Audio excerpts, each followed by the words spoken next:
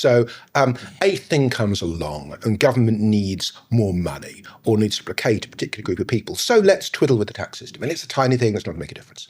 Time goes on, that tiny thing becomes worse and worse. So example would be the clawback of child benefit, which was introduced at £50,000 when not very many people earned £50,000, was kept at that point for years. You ended up creating a high marginal tax rate for really quite a significant proportion of the country.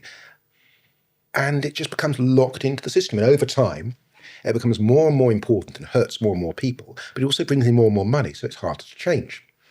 And then you magnify that across the whole of a tax system, and you end up with a bunch of kind of accumulated cruft, which would take real political will to fix.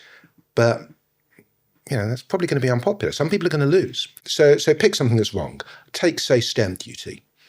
Anyone buying a house knows that stamp duty is a bad tax. It's lost money. It makes it, if you're someone, say, living in London or living in West London in a £400,000 house, and you want to move to East London to a £400,000 house, you're not going to do that because of the stamp duty. You'd just be throwing money down the toilet.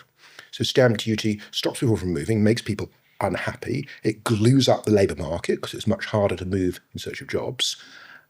Pretty much all economists, left and right, agree that we should scrap it and replace it with an annual tax on the value of real estate, a land value tax, or often it's called.